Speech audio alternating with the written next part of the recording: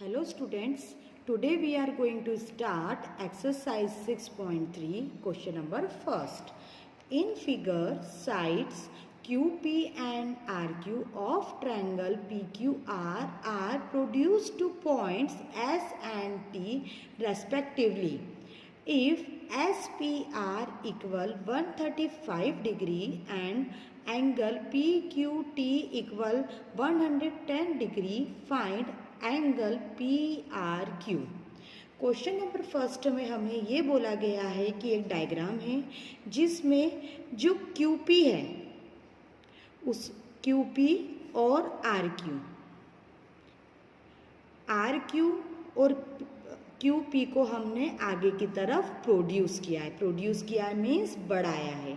तो जब हमने QP को प्रोड्यूस किया तो पॉइंट क्या आ गया S और RQ को प्रोड्यूस किया तो पॉइंट आ गया T।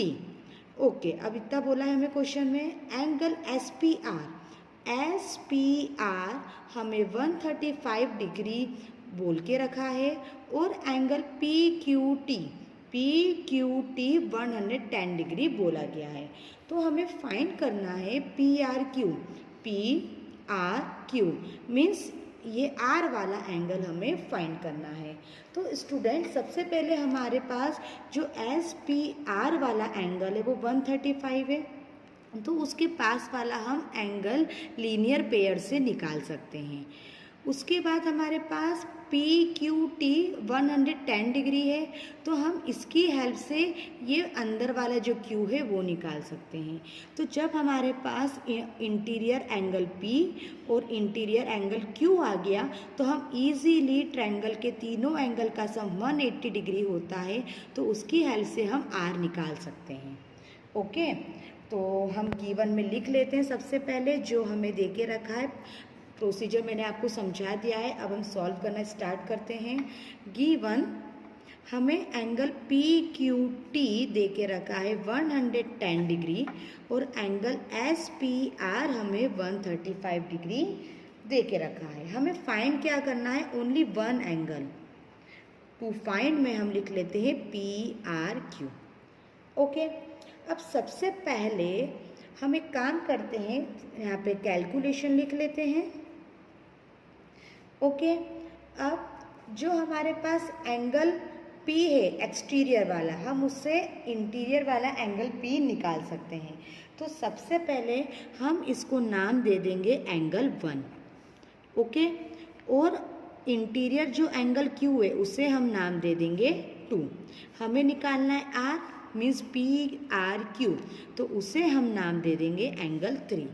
अगर हम एजम्पशन कर लेंगे तो हमारे लिए कैलकुलेशन करना इजी हो जाएगा और हमारा प्रेजेंटेशन भी अच्छा रहेगा। ओके, तो सबसे पहले हम एंगल 1 फाइंड कर लेते हैं। तो हम लिख सकते हैं 135 degree plus angle 1 equal 180 degree. Okay, ये हमने लिख लिया। कैसे? आप देखिए एक ही लाइन के ऊपर 135 डिग्री और एंगल 1 दोनों एंगल बन रहे हैं। तो जब दोनों एंगल एक ही लाइन पे बनते हैं तो दोनों का सम कितना होता है? 180 डिग्री। ये प्रॉपर्टी हम प्रीवियस एक्सरसाइज में कई बार लगा चुके हैं। तो हम रीज़न लिख देंगे linear pair angle. Okay, angle 1 as it is 180 के पास 135 जाएगा तो माइनस में हो जाएगा। Okay, so angle 180 minus 135 degree 45 degree. Okay, अब हमारे पास एंगल 1 की वैल्यू आ गई है। अब हम एंगल 2 निकालेंगे। एंगल 2 में भी आप देखिए एक लाइन के ऊपर एंगल 2 बन रहा है और 110 बन रहा है। ठीक है, तो हम लिख सकते हैं 110 plus angle 2 equal 180 degree. Reason डालेंगे लीनियर पेयर एंगल। ओके, अब एंगल 2 110 180 के पास जाएगा तो 180 डिग्री माइनस 110, तो 180 माइनस 110 आ जाएगा 70 डिग्री। ओके, अब हमारे पास एंगल 2 की वैल्यू भी आ गई है। अब एंगल 2 की आ गई हमारे पास वैल्यू, तो हमको 3 निकालना है। अब एंगल 1, एंगल 2, एंगल 3 ट्रायंगल के अंदर बन रहे हैं, तो ट्रायंगल के तीनों एंगल का सम होता है 180 डिग्री। तो we can write angle 1 plus angle 2 plus angle 3 equal 180 degree. Okay, angle 1 हमारे पास आया था 45 डिग्री, ये देखिए। एंगल 2 हमारे पास 70 डिग्री आया था, आपको दिख ही रहा होगा, और angle 3 as it is. Okay, जब हम 45 प्लस 70 को प्लस करेंगे तो हमारे पास आएगा 115 degree. Angle 3 180 degree as it is. 115 जब एंगल 180 डिग्री के पास जाएगा तब माइनस हो जाएगा, तो 180 माइनस 115। ओके, अब हम दोनों को माइनस करेंगे तो 180 में से 115 जाएंगे तो 10 में से 5 जाएगा 5, 7 में से 1 जाएगा 6 और 1 में से 1 जाएगा 0। तो एंगल 3 हमारे पास आ गया 65 डिग्री। अब हमने एंगल 3 किसको सपोज किया था? एंगल PRQ को, और हमें यही फाइंड करना था। तो हम लिख सकते हैं एंगल PRQ इक्वल 65 डिग्री। तो ये हमारा फाइनली आंसर आ गया। Question number 2, in figure angle X equal 62 degree, angle XYZ equal 54 degree, if YO and ZO are the bisector of angle XYZ and angle XZY respectively of triangle XYZ, find angle OZY and angle YOZ। Question 2 में हमें बोला है कि एक diagram है जिसमें angle जो x है वो कितना है 62 डिग्री है।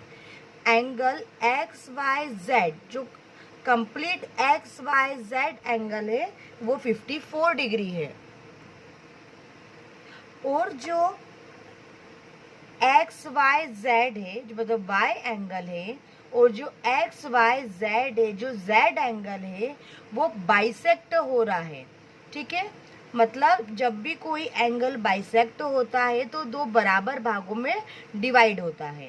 ठीक है, तो हमें फाइंड करना है OZY, मीन्स ये छोटा सा एंगल जो बाइसेक्ट हो रहा है।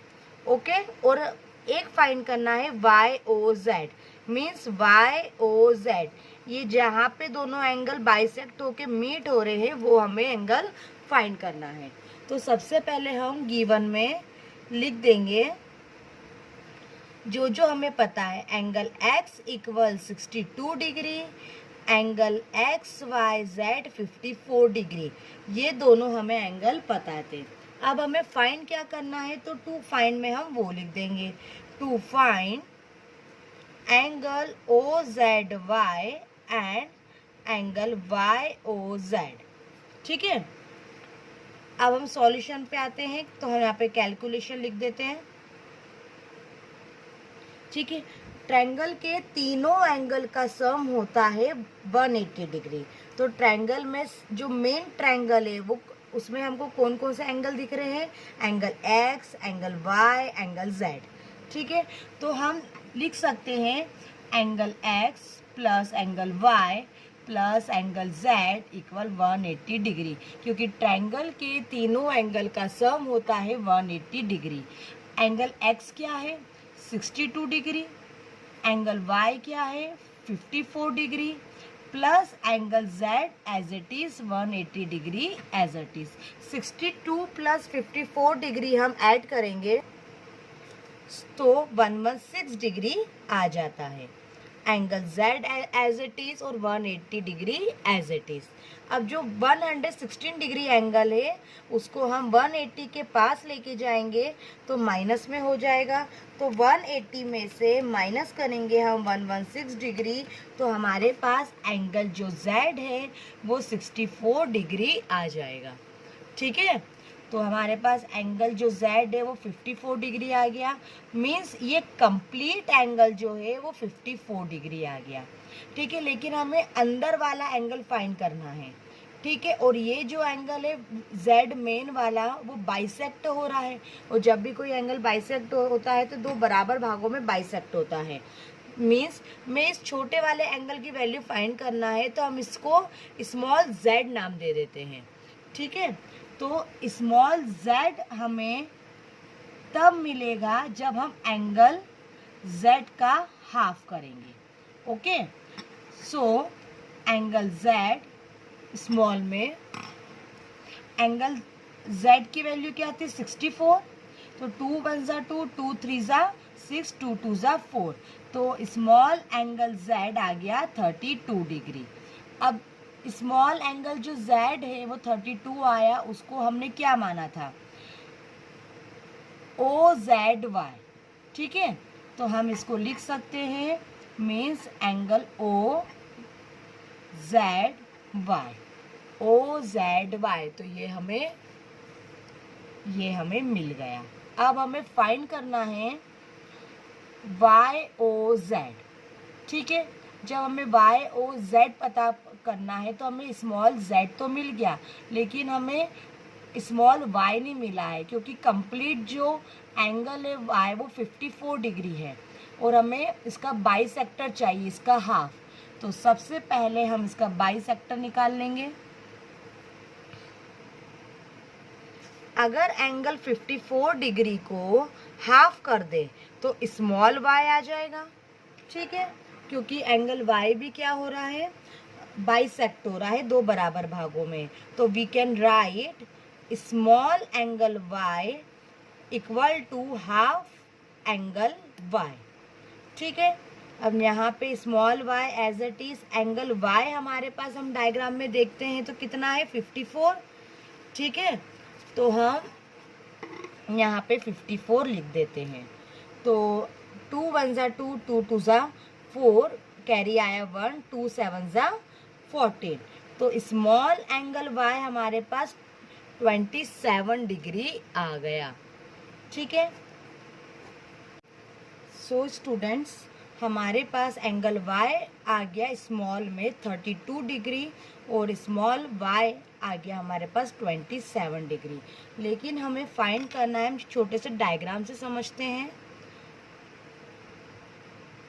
ओके, ओ स्मॉल वाई और स्मॉल जेड, हमारे पास स्मॉल वाई आ गया 27 डिग्री और स्मॉल जेड हमारे पास आ गया 32 डिग्री। हमें ओ निकालना है, तो ये भी एक ट्रायंगल है, तो ट्रायंगल के तीनों एंगल का सम होता है 180 डिग्री। तो we can write angle Y plus angle Z plus angle O equal 180 degree. Angle Y हमारे पास 27 डिग्री है, एंगल जेड हमारे पास 32 डिग्री है, angle O as it is 180 degree.